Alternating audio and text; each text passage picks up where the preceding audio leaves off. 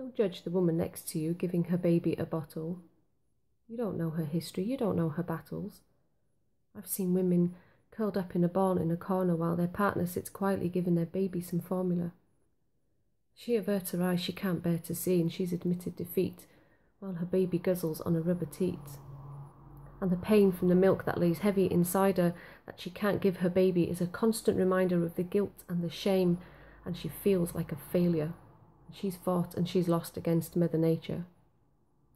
And the voices in her head saying, breast is best, but she cries as she tries to be like the rest. She feels like a freak. Other people manage, but she's tried the creams, the shields, even the bloody cabbage. But it doesn't work, and the pain is still there, and she's alone and she's sore and she's in despair. And as she looks into her baby's eyes, she knows exactly what she needs. But deep down inside, she's dreading the next time she feeds. Because the pain when she latches, it goes straight to her toes, a pain only another breastfeeder knows. But who does she turn to? What does she do now? She wants to breastfeed. She just doesn't know how. And she's read all the books from cover to cover, but she's losing her confidence and her ability to mother. And the midwife, she comes and says, the latch, it looks fine and your nipples will harden, just give it some time. And it's not that the midwife doesn't care, she just doesn't have the time to spare to teach and coach and watch her feed. As her caseload is at breaking point with women in need, and health visitors, GPs, paediatricians, the same. Most want to help, they're not to blame. What we need is supporters dedicated and trained in hospitals or maternity wards where resources are strained in the community in homes one-to-one. And some places have them, yet others have none. And how is that right? How is that fair? That your postcode determines your level of care. Women need support, encouragement, education, not pressure and guilt and discrimination. So many breastfeeding journeys cut short. Many could have been avoided with the right support. Pressured to breastfeed, yet not taught to succeed, a tick in the statistic box because that's all they need. Educate our children from an early age. They're our future parents at some stage.